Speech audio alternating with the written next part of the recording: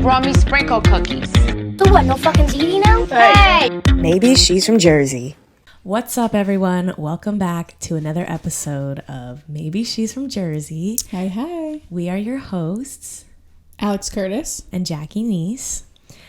Today, we are sponsoring O-Bagel, which we got these from Hoboken, New Jersey. I don't know if there's like several O-Bagels. I don't know, but like, oh, baby. Yeah, kind of like Oh. O-Baby. Okay. But it's called O-Bagel. Literally, these are like my favorite. I don't really get hungover a lot, but like if I am hungover, these are my go-to bagels. I feel like on Sundays, the line is down the street. I'm sure. Yeah, but honestly, I say worth the trip if you're not from Hoboken. If you are and you haven't had O-Bagel, check them out. Right now, I have a bacon, egg, and cheese on a plain bagel. Shocker. Yeah. Do you say Taylor ham or pork roll? Pork roll all the way. But yeah, these are the bagels we're having today. I already munched on it a little bit, but we won't do some ASMR. So. Yeah, that's gross. We don't want to do that to you guys. But the bagels are good. What are we chatting about today? So today, we're going to get a little dark. I thought it would be cool to talk about like paranormal experiences and our beliefs in the paranormal world and activity. I feel like everybody has a story. Yes. From extreme to minor instances, but yeah, shit's about to get wild. Hell yeah. I have actually an embarrassing amount of paranormal stories. Do you? Yeah, I do. So I know like a few, Buckle up. I think. I do believe in it. I always have. I mean, as a kid, I feel like all kids believe in that stuff just because it's, scary and also cool at the same time. yeah. And then it was kind of solidified in my youth, like my experience. So if I didn't have that experience, maybe I would have grown out of it Right. and felt differently. But I also think there's some sort of comfort thinking that there's something on the other side, not necessarily a scary scenario. They could be good things. Yeah. Yeah. Agreed. I think as an adult, I've actually pushed away the scary and accepted the cool and, peaceful aspect of it. Agreed. But yeah, I definitely believe.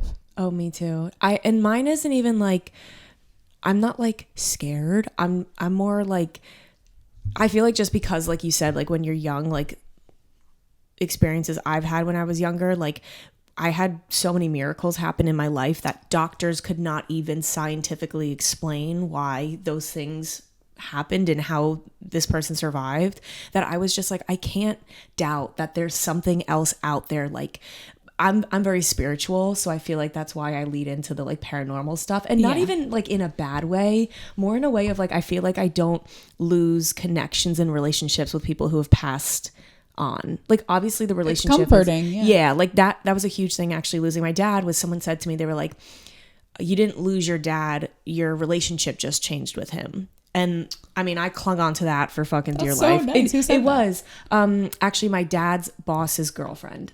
That's really nice. And she said that to me, and I was like, I will say that to myself for the rest of my life. Like that gave me so much comfort. Yeah. And it is true. Like I feel like yes, he has passed, but like I feel like I didn't lose him in that way, So Yeah. I don't know. I think that brought me comfort. But I also am like terrified of like ghosts. Are you? A little bit. I feel like now, because I like have someone so close to me on the other side, I'll say, like I feel like I'm protected in many ways. But when I was younger, I was like, oh my God, there's a ghost. Oh my God, we're all gonna die. Like I was so freaked out about it. There's like a reel or a meme or something. No, it's a reel on Instagram, and it's like this girl walking around to her house. She's like our age, like an adult, and she's just like, hello, hello. Like that's me all the time, because I'm here alone a lot with Leo. He's hypersensitive, I guess, to hearing, so it could be something completely irrelevant to what's inside our apartment. It could be outside, but he perks up, and I'm like, hello. Hello? Is anyone in here? Yeah. I do the same thing. Like even if I like get a weird feeling, I'm like, go away. I don't want you here. Yeah. Instant panic. Yeah, literally. But they say like if you do speak to them and say like go away, like I don't want to. They say. Also, I've seen so many mediums in my life. I love the like, I don't know. I'd see a medium a month, I guess. But I have to say, I feel like I've seen one, and it was at an event. It wasn't like I went to them one-on-one, but I don't know if I believe in them. I just think I've had moments that things were so clear and just way too specific. Really? Yeah, like even after my dad passed, like there was a certain thing where I feel like this is tragic. I don't know if I should talk about it. Should I just say it? So when my dad was passing in the hospital from COVID, they gave us a call and said, like, he doesn't have much time. Like, this is, and whatever.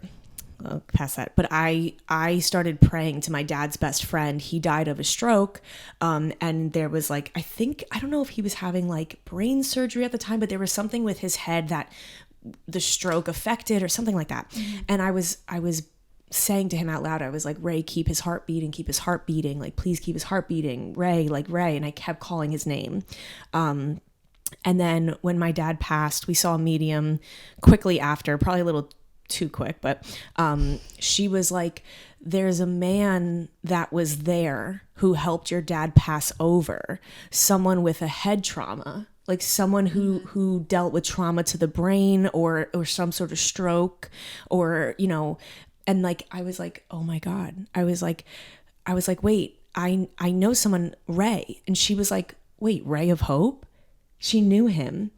And I was like, yeah, like, and my whole family, he was like a good friend of my dad's. And she was like, oh my God, I know him. Yeah, he passed from a stroke. And like, she was like, wow, like she had a full connection. She was like, that Wait, is she him. knew him personally? She knew him personally. Oh shit. Yeah. And then she was like, he was trying to tell you, like, he helped your dad have a peaceful passing over. Like he was there and like led him. So he was like safe. I don't know. It was just, for me, that was like way too strange and way too specific. Like he was the person I was saying to keep his heart beating and be there and make sure he's okay. And so that was a moment for me. That was a moment that I was like, whoa, like that was so specific. That's cool.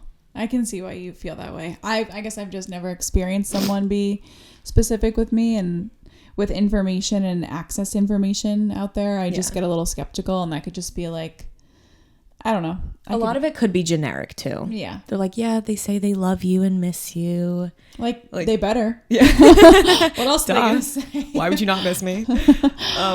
I do get that. And I have come across some people who weren't able to channel things.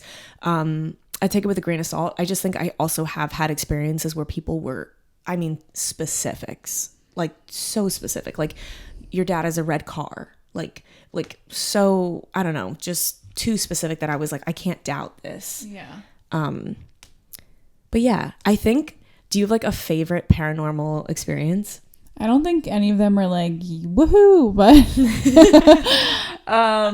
so the first paranormal experience I've ever had, my best friend, we were 12 when her sister passed away. They were 12 years apart. So she was 24. And she died, unexpectedly and tragically in a car accident. So I don't know how long time had passed. It could have been a year, 2 years, but it wasn't that long. Like it was still, we were still heavily mourning. And we lived together. Either she was at my house or I was at her house. Like I was there all the time. So it was weird because it was one night we were hanging in her bathroom, like brushing our teeth, whatever, getting ready to go to bed. We weren't talking about her, nothing, completely unrelated. I think we were like in the midst of figuring out what movie we wanted to watch or something. And so her balcony, her upstairs is strange. So you walk up, her house is big and it's mainly on the main floor, like the majority of the house. And then the upstairs is actually this like staircase and this little hallway that you can see, like it's all open, and there's a bathroom in the middle and then 2 bedrooms on the side. So it's a small upstairs. And then so when you're up there and you're at the like balcony front, I'm like holding on, when you're at the balcony front, it's a big giant window that you can see out into the street. They have a chandelier, whatever. So I'm only saying this because I was in the moment, I was like trying to figure out how that could have happened based on like the window, whatever. Anyway, I'm digressing, but so we're walking out. I'm in front, and whatever, doing our thing, about to walk outside, go to her bedroom, and like this huge flash of white light. Like I was complete, like a ring light, like completely white and bright. And it like, you ever like get up too fast and then you like see white and you're like, oh God, like in your head kind of hurts. That's kind of the color it was. And it was so quick, and it was almost like I was looking, but I wasn't like there. It's so strange to explain. And I saw her sister like standing in front of me smiling. I saw her from like here up, from what I recall. She looked really big in retrospect to like how we look. She looked huge. Like she was like the whole entire doorway of just this. It was really weird. And she was smiling at me, and it was like almost like a knowing smile. Like she knew who she was looking at kind of thing. And it was so weird, and it happened so quickly. And I remember grabbing the door frame like as I'm walking out, because it scared the shit out of me. I grabbed the door frame, like pushed myself back in this like quick moment, slammed into Christina. She fell. I fell, and I was shook. Like I didn't know what to say. I was like, I didn't know what to do. I didn't know what to say. So. And she was like, why'd you do that? And I was like, I'm sorry. I thought I saw something. Like, I didn't tell her in the moment. I'm like, I'm so sorry. I thought something. It scared me. I slipped. Something like that. She was like, damn. Whatever. That continues. I was like afraid to walk out of the bathroom at that point. I'm like, hello? So weird. And then I remember being like, the chandelier wasn't on. Like, no lights were on. We were going to bed.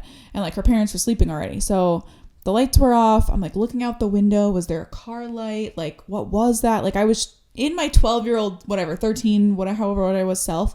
I was like trying to explain it, and nothing. There was nothing. It was pitch black outside. It was late. Like, there were no cars that would shine that. It was weird.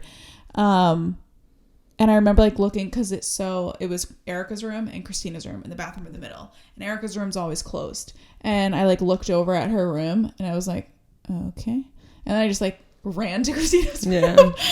And then years later I did tell her, and she's told me things that she is that's my only personal experience. And like just other people as well. My mom's had cool stories, but that was my experience. And there's just no reason. I wasn't thinking about her. We weren't talking about her. I wasn't super close to her. She was 12 years older than us. She was getting married. Like, we had nothing. Like, I loved her. I thought she was the cool older sister. Yeah. And I was devastated for my friend, for her family, for Erica. Like, I was devastated. But I didn't have that close of a connection to her to where, like, I would make, like, manifest that. Right. So it's not like you were like expecting that. Yeah, it was weird. And years later, I used to think like maybe I wasn't meant to walk through the door first. Maybe Christina was supposed, like, because I almost was like resentful. Like, she needed that, but maybe she wouldn't have seen it. Like maybe she was so blocked in her head about something. Or maybe it would have made her upset. Like, who knows? But I always used to think like, I don't feel like that was meant for me. Or maybe she wouldn't have thought it was real because she's like, oh, obviously it's on my mind. Like, it wasn't on your mind. So maybe it was easier to contact you. So yeah, super weird. It's wild. Yeah. But that's it. That's all I have. I think, well, I had one with a dream with my dad. It was a couple months after he passed. I was like, I guess in my dream, I was like going back to work because I was really nervous about going back to work. I was just like not in a good mental state, like really nervous about it. And I had a dream that I was like going to work and there was a big event and whatever. And I got there and I was sad, and like I look up and I was like setting food up for the event, and I look up and my dad is there and he's grinning at me. And I'm like looking around and I'm like, does anyone see him? Yeah. Like, do you guys see him too? Like, he's there. And everyone was looking at me like I was crazy, and I was like, no. I was like, he's right in front. He's right there. And like, I was like, Dad. And like, I started to go after him to like hug him, and he moved away, and he's like, no. He's like, don't touch me. Like, don't hug me. And I was like, what do you mean? Like, I want to give you a hug. Come here. Like, literally. And like, he literally started running away from me. Yeah. And he literally was like trying to hop over a fence in my dream or something. And then he like got stuck in the fence or something. And then he like just like vanished in the dream. And like, I remember waking up and just feeling so upset, like so defeated. I was so upset. I was like, why didn't he want to hug me? Like all that stuff. And now I've noticed that from things I've read and people I've spoken to, that like when they're transferring over, they're actually not supposed to touch you in dreams. Like, I don't know if it means something like you're next, or like they're just not supposed to make physical contact with you until they're fully like over into the next whatever. But a couple weeks later, or I don't know if it was a month later, I had a dream that I was at his funeral, but it wasn't his funeral. It was like at a different place. Yeah. And he wasn't in the casket, but I knew it was his. And I was walking up the aisle to go like say a prayer. And then I turned around real quick and he was standing in the middle of the aisle in what we like dressed him in for his funeral. And he like put his arms out and like, come here, like give me a hug. And like he finally let me hug him. Oh, and you did? Yeah. And I remember waking up and just feeling like it wasn't a long hug, like, because I feel like he couldn't be there for long, but like it was just the way it, like the feeling that came with it. But I think my favorite like dream spiritual thing or whatever, I have two of them, but I'll tell this one, is my dad's brother was sick with cancer in the hospital and he was passing away. And my dad was there while he was taking his last breaths and was holding his hand. And he passed. And I guess my dad on the ride home started having like, you know, maybe I should have hugged him. Maybe I should have told him I loved him. Right. Like he started to get like, and beat himself up. He was like upset. His brother just passed. And he was like, maybe I should have done more. You know, obviously they're like old school Italian. So they're, everyone thinks that. Yeah. But he was in the car by himself out loud saying, I should have hugged him. I should have hugged him. I should have told him I loved him. I should have hugged you, Robert. Like, I'm so sorry. Like, just kind of beating himself up. A month later, he sees my uncle's partner and he was like, hey, how are you doing? And he was like, good. He was like, Robert came to visit me in a dream last night. And he was like, oh, he's like, what'd he say? And he said, it was weird. He was talking about you. He said, don't worry, Jack. You can hug me when you get here. Oh my God. And my dad was like, not now. my dad was like, I had chills. I mean, it's too specific. That's like, so weird. It's too specific. If anything, I believe people in our lives over people that are strangers. Right. And a moment like that, I don't know. I don't know. That's crazy. Yeah, right? Yeah. I don't have many of my own at this point, but like I have really good ones from other people, especially my parents. But as long as they're okay with you talking about it. Yeah. Sorry. You have no choice. Well, the one time I ever had a paranormal dream, I was like 9 and my Mimi had just passed away and we were super close. Like I know everyone's close with their grandparents. I 100% get that. For how little I was, I don't know. It was weird. There was just a really strong connection between us. I would visit her by myself. Her personality reminds me of me. I mean, I don't know if that could just be me. It's almost like when you see a picture, you remember the memory, but really it's just the picture. Yeah. So that's kind of how I feel about it. I don't know for sure, but when I was born, my Mimi and my dad didn't have a relationship. They had a lot of bad blood. And when I was born, I brought them together essentially. Like they were willing to put like bygones aside. So they call me like their miracle baby, like, cause I brought them together. My parents call me their oh shit baby because they did not prepare for me. But I love that. But so whatever. I feel super close with her, and when she passed away, it was very sudden. I had no idea. I fell asleep and I was very upset. And I remember I had this crazy dream. It was the most vivid dream, like almost a flashback. Like that's how it like happened. It was so weird. I was in my favorite nightgown that I used to wear at her house. It was like a Princess Aurora nightgown. And she was in like, she looked like a really fancy maid, which is weird. Like a black pinstripe skirt, a little below her knee, and like a button down white long sleeve shirt. And her hair was half up, half down. I could smell her. Yeah. It was so weird. We were in her living room and she had a tea, like a tea party, like set, like sitting. And I was sitting on the couch and I was like sitting like this, like anticipating something. And she sat down across from me and I was like, literally was like, I'm 9. I'm like, why'd you die? Like so upset, like as if she had anything to do with it. And I was like, why did you die? And she just kind of like looked at me like, I wish I could explain, like that kind of, no, back then I was like, she just looked at me weird. Now I'm like, she definitely was like, I wish I could explain, but so weird. And as I was about to ask her my second question, my mom woke me up for school and I was like, what the? I freaked out. I was like, Mom, I had a dream about me. You just woke me up. And I never saw her again. And I was like, Mom, it's your fault. Yeah. Another instance I had was, this is my parents. That was it. That was all me. That was it. So my mom and dad, when I was a baby, we lived in Florida. It was just them, no family, no friends out there really. And my mom's sister went to a medium in Jersey. We were in Florida, and their mom had passed away when my mom was like my age. And my aunt went to this medium, and the medium told my aunt to tell my mom something about like whatever you fixed isn't fixed and someone's going to get hurt or something like that. Like what something along those lines. So my aunt, after the session, calls my mom, says that, and was like, I don't know, that was weird. Is that relevant to you? And my mom really didn't believe in that stuff. She's like, I mean, well, some guy just came to fix because we had a gas leak. Like, but he literally just left. So my aunt was like, just call the guy. Like, it was weird. Like they were both like, it was weird. Maybe just call the guy. It doesn't hurt. She was like, okay. The guy comes back and he was like, if you guys put the stove on, this place would have blown up. Like the gas leak, wherever it was in multiple spots. I don't know, something like he missed it or there was multiple spots or whatever. And he said, he was like, if you turn the stove on, like a flame in here, you would have, like, this place would have been, like, who knows who would have survived, whatever. Right. Crazy. Like, that is crazy. In a different state. Like, that was weird. Yeah. So, yeah. Do you have any others before I tell my other one? I have so many. I could tell the one about I have a story about my mom's dad. She lost her dad. I think she was like around 35. He was sick for most of his life. He fought in World War II. So his lungs were bad. Right. He got a lot of diseases, just like he was really sick. I never had the chance to meet him, but he was just like the most incredible human. And so when he passed, I guess my mom had a dream that she was like falling down this tunnel and it was going down. And she was like, are we going to hell? What's going on here? So it went down underneath, and she was in this place, and there were like all these like spirits.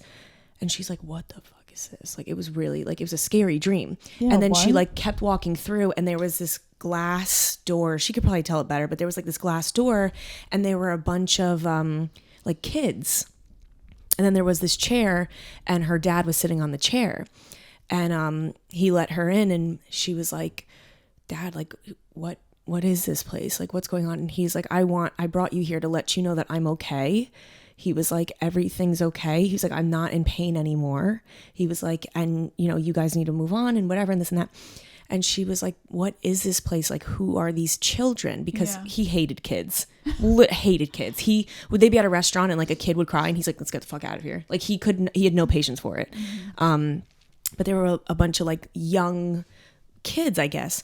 And he was like, these are all souls waiting to be born. I'm one of God's soldiers. And my mom was like, this is weird.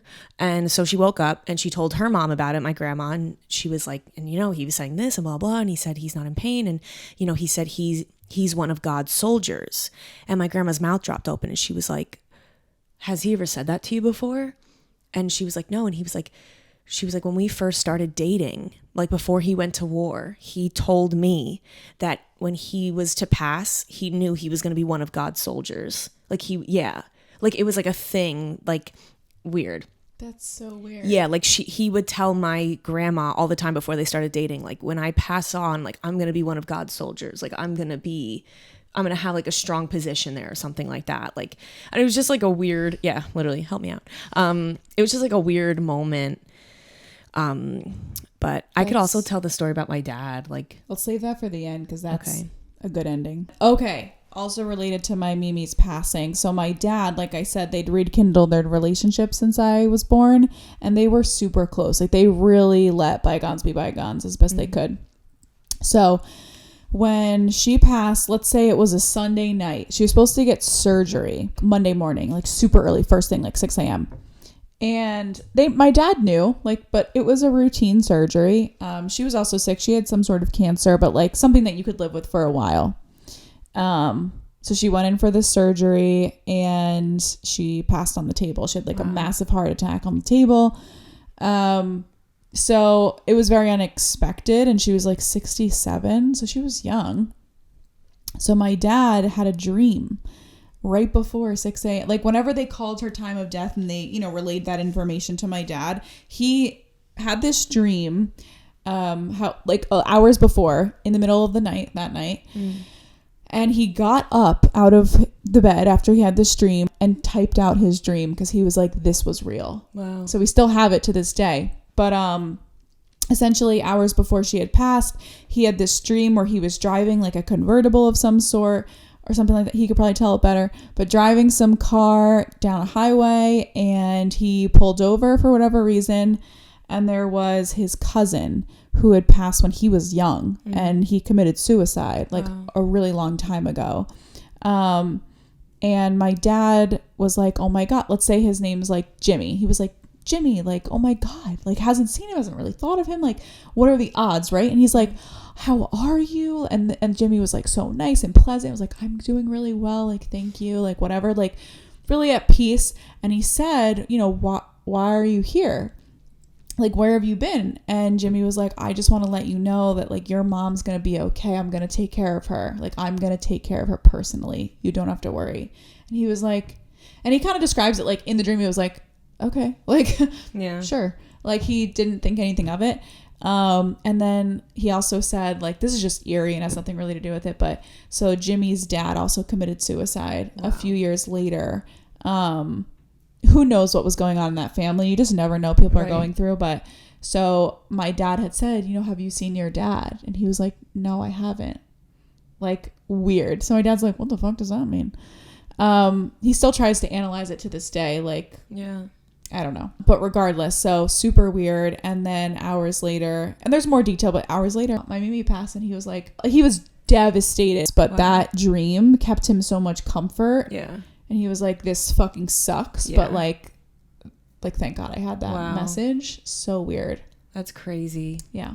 I don't know if this is paranormal, but I had someone like talk to me through God. Did I ever Oh my tell God, that? yes. Remember that story? Tell that story. So, okay, I'll try to keep it as chopped as possible. But I think it was the summer going into from my freshman year of college to my sophomore year of college. And I was kind of in a relationship that kind of grew toxic, and we didn't really know. Don't they all? It was just super unhealthy, but we were trying to like work on it, and it just, we were both very unhappy. My friends, like things were going on and I didn't know, I was so unhappy. I was so unhappy. I had like a job opportunity in front of me that I didn't know if I could take. And to be honest, I just thought I wasn't like qualified enough for it. It wasn't like a dream job of mine. It was like a summer job, but like I was in that place of like, I just didn't feel like I could do that. And I was babysitting at the time. This family that I was babysitting for, they had a Jamaican housekeeper. She was so sweet. She had a very thick accent. And I love, this sounds so weird, but like I would love to visit Jamaica. I feel like every Jamaican person I've met just has such a good heart. Yeah. I don't know what it is. Soulful. Yes, very soulful, very sweet. And we would talk every day, but I don't know. It was like, how are you? Good. The weather's nice. You know, like those kinds of things. We talk about the kid. Talk. Yeah, it was small talk, but she was so sweet. One day I was just really going through it, and I was sitting watching the baby, and I said in my head, I wish I just had a guardian angel to tell me what to do right now, because I don't know what to do. Like I'm so unhappy and I don't know what step to take. It said this in my head. Not even 30 minutes later, this woman walks up to me, the Jamaican housekeeper, and she was like chatting with me a little bit more than normal. And she was like, I don't mean to overstep. She was like, but do you believe in God? I was like, I do. She goes, I don't want to freak you out, but she's like, he's only spoken to me once before. She was like, but he just said to me, you need to go over to this young girl and tell her all these things because she needs to hear it. And she was like, I don't know what any of this means. She was like, but I'm going to say what he's telling me to say. And she was like, what the fuck? At first I was like, did somebody die? Like, it was a moment where I was like, it was very overwhelming. And she was like, God is pushing people out of your life right now for a reason. You have to let them go. She was like, let them go. They no longer serve you. She was like, wish everybody well. She was like, but these are not things that are supposed to be in your life right now. Let them go. She was like, you're trying so hard to hold on to something that is no longer for you. She said, let it all go. then she said something else just about like my mindset, I guess, like I'll keep like personal. And she said something on that. She said, do you have an opportunity coming up? And I was like, yeah, I do. I have like a job offer. And she was like, take it. It'll be the best thing you ever do in your life. And there were like a few other things she mentioned. And it was just, I started crying, and not even because I was like, oh my God, like it was the energy in the room was so overwhelming. I can't explain it. Like it felt so, I don't know. It was really weird. And I was like, thank you. Like that was literally exactly what I needed to hear. And long story short, you know, my relationship ended. I was separated from my friends, which was a really hard time, but I grew a lot. And I took the job opportunity, and I'm still working at that job. And I've actually met so many incredible people at that job who have helped me with my career, who I've learned from, who I'm working with. I have created such a family with the faculty and the membership there. Like, I am so grateful I took that job. It has nothing to do with my career at all. So it was just like a thing I fell into. And I was just like, everything she said happened, and happened for the good. Like it was so mind-blowing. Everything she said was to a T, like so specific. And I always think about that moment, because I'm like, something might look really bad right now. You know what I mean? Like, you lose your job, you know, your relationship ends, whatever it is. Something really bad happens, but maybe it is for a higher good in some way. Like, you learn something from it, and you grow, and new things come in. And I don't know. I always think back to that moment, because I was like, if she didn't say that to me, would I have had so much faith? Okay, so I think to end this podcast, the final story will obviously be yours, because it's insane. And if for people that don't believe in this, that's fine. If anything, it could just be like a cool story. Yeah. Like, I'm open to people that are a little, I don't want to say closed-minded, but you know, they just look past this, whatever, that's fine. But for those of you that do really believe in this stuff, this shit's wild. Yes, agreed. So buckle up. Also, what I will say is, if you don't like view this in a certain way, and like you don't agree with these things, that's fine. Just have respect for the people who do, because personally, these stories have held a lot of faith in my life. And like, if they're that's very personal, and if that's what works for you, that's what works for you. Right. If you don't believe in it, that's fine. But these are my stories, and they hold a lot of meaning in my life. So amen. Let's all be respectful. Okay, so when I was 7 years old, I'm going to kind of like pass through this so I don't have to be so morbid. But when I was 7 years old, my dad had something called sudden death, which is basically, normally you're like supposed to be asleep, and you pass away in your sleep. So when I was 7 years old, my dad was not asleep, and he died. He was dead for 25 minutes. My sister and I found him, and it was horrifying. And we had paramedics come. They shocked him with defibrillators 22 times, which you're normally supposed to shock someone 7, or you can literally make like burn marks in their chest. Like, you're really not supposed to do that. And after like 5 minutes of no oxygen, you become a brain vegetable. dead. Yeah. So after, I think, is it 5 minutes? I thought it was 15. I don't know. I think it's 15 minutes. After 15 minutes of no oxygen to the brain, if you are to survive a death, or lack of oxygen to the brain, you become a vegetable, because that's just, I don't know, fucking look it up. But 10 minutes. 10 minutes. Okay. So my dad was dead for 25 minutes. A miracle happened. They got his heart beating back, but he wasn't breathing on his own. Rushed to the hospital. He was in a coma. We had a lot of conversations with doctors who were like, listen, this does not look good. If a miracle were to happen and he were to come out of this coma, he'll be in a vegetable state for the rest of his life. Like, that was the miracle.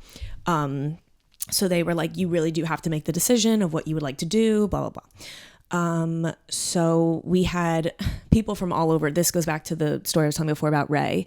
Ray had a foundation called Ray of Hope, where he had healing oils, and he would heal people with cancer, diabetes, like all of these beautiful things. And he had people come from all over the country and pray on my dad. On the 3rd day of his coma, everyone kind of just noticed that he was a little more alert.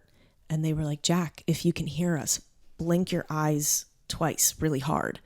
And my dad did. And the whole room started crying. Every single doctor was like, we don't have an explanation for this. We don't know how this could be happening. Like, this is a pure miracle. There's no scientific explanation behind it. My dad comes home. They're still kind of unsure what happened. An exact month later to the date. So that happened on July 23rd. He dropped dead. Now it's August 23rd. My dad drops dead again on the 23rd. Now he has like a defibrillator vest. It shocked him back to life. They rushed him to the hospital, and they were doing tests and everything, and he was okay. And then September 23rd, we're kind of seeing a pattern now. My dad at this point has a defibrillator in his chest with wires connected to his heart, and he died again on the 23rd. His heart just stopped, and the defibrillator shocked him back to life in the hospital again. So basically, my dad would die and come back to life on the 23rd 3 times. Crazy. He died and came back to life 3 times. As a 7-year-old, that was very traumatic. Thank God she is who she is today, though. Very traumatic. I don't know how you went Honestly, I do have to say, like, my dad was very helpful in that because, mind you, my dad was full-bodied and minded, like, could speak, was fine, like, was not in a vegetable state. He was like, that was wild. Yeah, he was just like, cool, what's next? Like, I think the thing that helped me was as a kid, that was very traumatic. I didn't know if I was going to wake up the next day and my dad wasn't going to survive. Like, it was just, I never knew what was going to happen. Very scary. Makes sense for my anxious attachments. And he used to say to me, because I would get so scared, and he's like, Jack, what don't you understand? I went to heaven. They didn't want me there. He's like, I went to hell. They didn't want me there either. He's like, you're stuck with me. You're fine. But honestly, when he would make jokes like that, it was really refreshing. Like, he made light of everything, which just describes how fucking incredible of a human he was, because he literally did. I mean, I can't imagine the mental state that he was in. Yeah. He didn't know if he was going to wake up the next day. Mind you, like, taking care of his kids with that. It was such a crazy situation, but there were just so many spiritual things that were happening in that moment. Like what? There was an angel in every room in our house that he died in, besides our bathroom. And ever since his incident, when you turn the lights out in the bathroom, I don't know how, but the shadows in the room makes an angel on the wall. It's just like there were so many things. The ray of hope thing with the angels. My mom has a few stories. We were not allowed to see my dad in the hospital because my mom was like, they don't need to see him like that, which I'm glad she did. But my mom said in the hospital, there were so many moments of like spiritual things happening that she was like, in the moments that he was like waking up, like she was seeing like her father's face, like brush over his face, and like the room got dark, and like really weird spiritual things. But yeah, I was blessed to have 15 more years with my dad that I was not supposed to have. And for that, I'm very, very grateful. But it was just such an incredible story. I have 23 on my wrist. His hospital room number was 2223. Everything around the situation has to do with the 23rd. And I know in the Bible, some people say 23 is like the symbol of death. But in my situation, he survived. He survived every 23rd. So I have to give that some sort of light. And anytime I ask the universe for a sign, I get it with the number 23 in good light. Like, it's always in something good. So that's my my little spiel on spiritual shit and miracles. That's why I'm very open to spiritual things, paranormal things, because I've had such miracles happen at such a young age that I'm like, anything is really possible. Like, the fact that he survived that, and he was like, I have to get to work. What's going on? Where the hell am I? Like, so yeah, that's the last story we'll tell on paranormal, spiritual, miraculous things. Well, yeah. So whether you believe in it or not, keep an open mind. You never know who's going to try and reach you. And also, if you have any crazy stories, comment on, share it with us. We love this stuff. Yes, so we really seriously, do. please tell us and we'll voice it for you. Yeah, like DM us, comment if you see this on YouTube, wherever you see this. Message us. We love these stories. If you're a medium and you want to come on, let us know. That would be an awesome episode. That would be so fun. That would be a really cool episode. I'm gonna cry, but that would be cool. I'd probably cry too. Yeah, it will be a mess. Anyway, so yeah, thanks for joining us yet again for something dark today. Yeah, sorry. I hope listen to some music after this. Yeah, go for a walk. And don't forget to check out O Bagel. I'm going to munch on this as soon as we're done because I know I'm starving. I'm starving too. But yeah, thanks so much for tuning in, and we'll see you guys on the next episode. If you're lucky. I'm just kidding. We're going to be here. We'll still be here. Bye. Bye.